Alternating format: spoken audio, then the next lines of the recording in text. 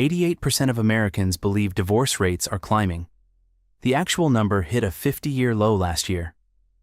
Ask anyone whether divorce is getting better or worse in America, and most will say worse. About 88% of adults believe that. Except 88% of adults have it backwards. Divorce is at a historic low right now. That's the first surprise, and honestly, it's not even the most interesting part of the story. Over the next 20 minutes, I'm going to walk you through what the data actually says about marriage, divorce, and why the real story is stranger, more personal, and more complicated than any headline you've read. Stick with me on this one. Most people carry around a story in their heads that goes something like this. Marriage is falling apart. Divorce is an epidemic. Everything's getting worse every year. It feels true, it sounds true, and it's wrong. Back in 2000, the crude divorce rate in the United States was 4.0 per 1,000 people. By 2021, that number had dropped to 2.5. And by some widely cited estimates, the 2023 rate is the lowest it's been in over 50 years. We're talking about a generational shift, hiding in plain sight. A massive one. So why does everyone believe the opposite? Partly because our cultural memory of divorce is stuck in the 1980s and 90s, when rates actually were high. Baby boomers married young, married fast, and divorced in record numbers. That era burned itself into the American consciousness so deeply that most people never bothered to update the story. I didn't either, until I started looking at the numbers. Even so, the raw volume is staggering. Over 1.8 million divorces happened in the United States in 2023 alone. That's 1.8 million families reshaped in a single year. Rate is down. The reality is still massive, and that tension between what's statistically improving and what still feels broken is the thread we're going to pull on for the rest of this conversation. Divorce rates are falling partly because marriages are getting stronger, but they're also falling because fewer people are getting married in the first place, and that part of the story tends to get buried. 1/3 of millennials may never marry. Not haven't gotten around to it yet. May never. 2 generations ago, that would have been unthinkable. In 1950, about 67% of American adults were married. Today, that number sits around 46%, 21 percentage points lost in a single lifetime. The strange part is that people still want it. The desire hasn't actually died. 64% of young adults still call marriage an important life goal. Nearly half, 46%, say they want it right now, today, immediately. Something is standing between the wanting and the doing. Among young adults, 1 in 3 has never been married, and 1 in 4 of those has no children. An entire generation is drifting away from the institution their parents and grandparents built their lives around. The ones who do eventually marry are marrying later than any previous generation, treating it less like a natural life stage and more like something you earn. A status achievement. And that selectivity is part of why divorce rates are falling. But marriage is also quietly becoming something fewer and fewer people can access, which is a different kind of problem entirely. 2 forces are keeping young people from marriage, and neither one is apathy or some cultural rebellion against tradition. Money and fear, that's it. 75% of young adults cite finances as the #1 barrier. They don't say we don't believe in it. They don't say we're too independent. 75% say they can't afford it. Student debt, housing costs, stagnant wages. The math doesn't work for a lot of people, and they know it. Marriage now requires financial stability as a prerequisite. An entire generation is stuck in the waiting room, watching the door. Then there's the second wall, and this one might cut deeper.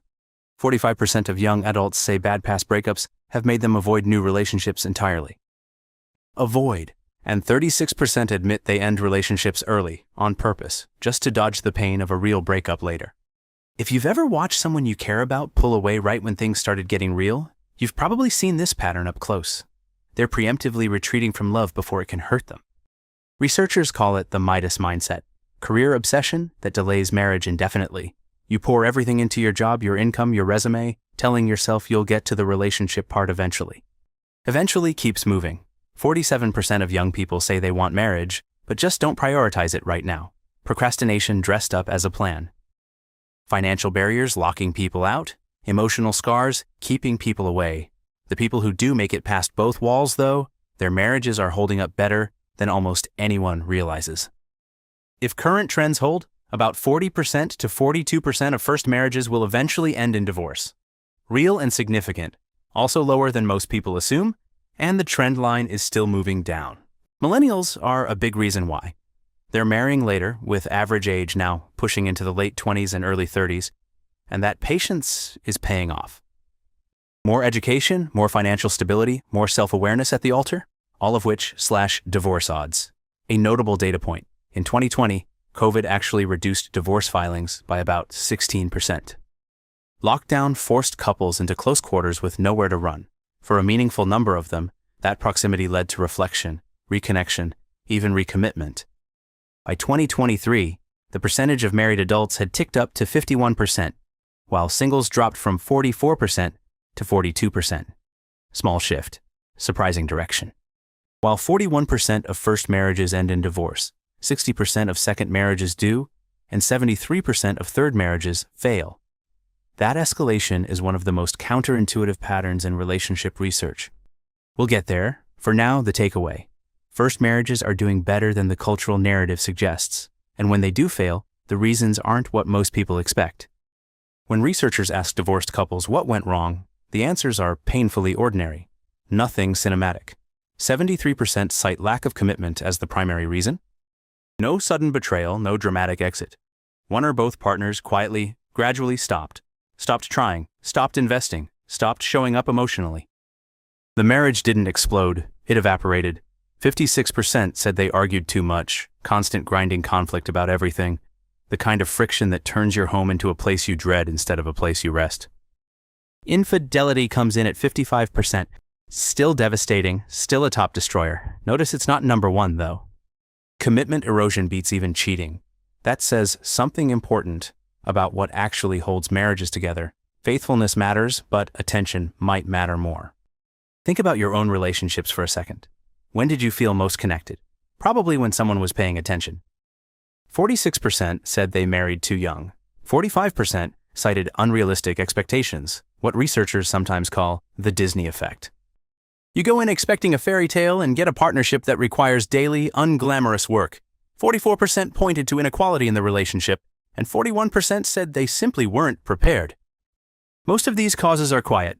Commitment fading, arguments compounding, expectations crumbling. Marriages that end don't usually end with a bang. They end with a long, slow exhale. One of the biggest factors feeding into all of it is something you can't change, because it already happened. The age you were when you got married might be the single strongest predictor of whether that marriage survives. Want to level up your people skills? Join our YouTube membership for early access to scripts, input on future topics, and connection with a community that gets the social struggle. Click join below, and let's master human interaction together. The numbers are stark. Marrying before 18 gives you a 48% chance of being divorced within 10 years. Nearly a coin flip before you're even old enough to rent a car in most states. Between 20 and 25, marriages fail at roughly 60%. That's the danger zone, and most people don't know how steep that cliff is. On the other side, marrying after 25 cuts divorce risk by about 24%. Nothing magic about the number itself, but waiting tends to mean more education, more financial stability, more clarity about who you are and what you actually need in a partner. Generationally, the pattern tells a clear story. Baby boomers married young and divorced in waves. Gen X waited a little longer and divorce rates started dropping. Millennials are waiting even longer, seeing real results. Patience pays measurable dividends. I want to be careful here, though. Some people marry young and build incredible lifelong partnerships.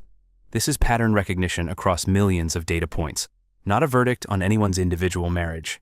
The odds are just steeper when you start early. And that's what the math says. We've been talking about when people divorce and why they divorce.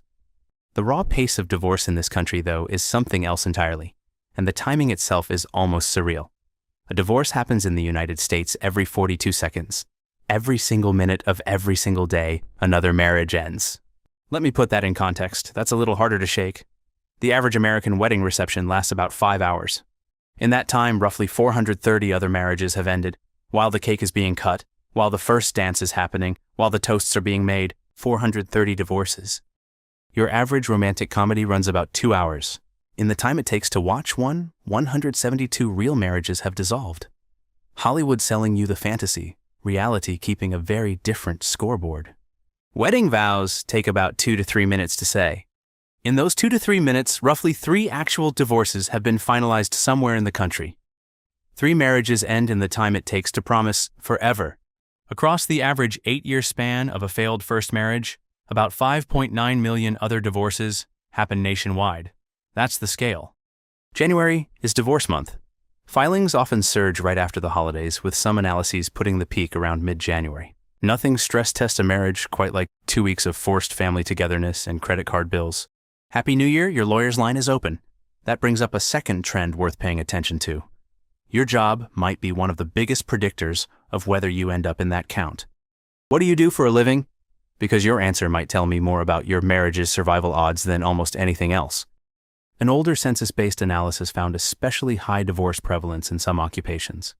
The list included dancers, bartenders, massage therapists, nurses, telemarketers, wait staff, food service operators, and roofers.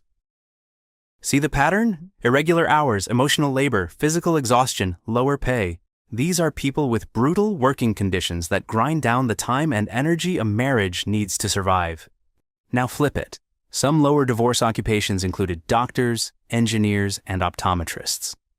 And near the bottom were agricultural engineers. I'm not entirely sure what's in that soil, but whatever they're growing, it works.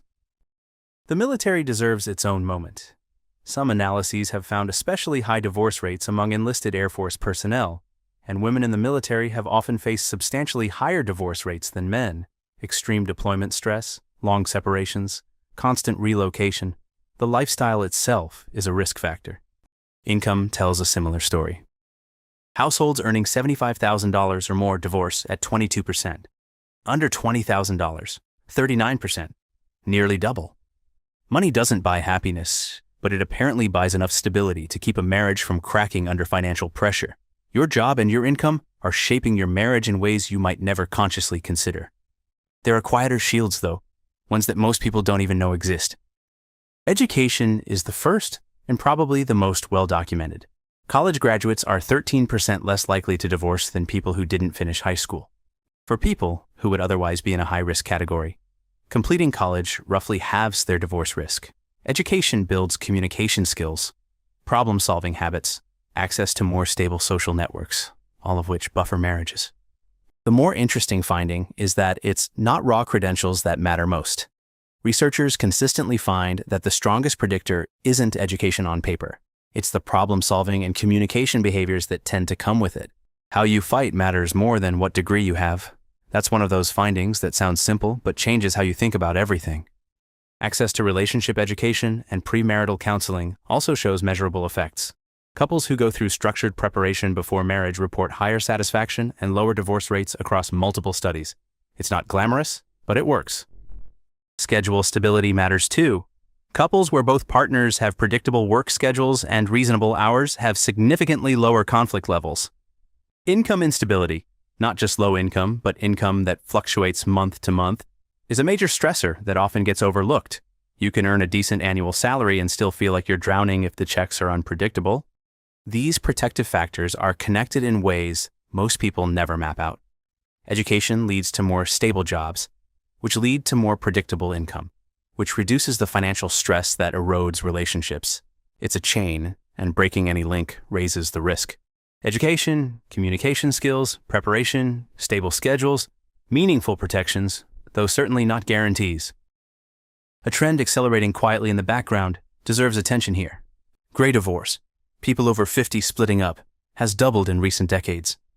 These couples survived the hard early years, raised children, built entire lives together, then split after 25 or 30 years, often because retirement removed the shared project that held them together, or because decades of quiet unhappiness finally surfaced once the kids left. If you know a couple this happened to, you know how disorienting it was for everyone around them. The financial damage of divorce extends beyond the individual. One analysis estimates that a single divorce costs local and federal governments roughly $30,000 in increased welfare and support costs.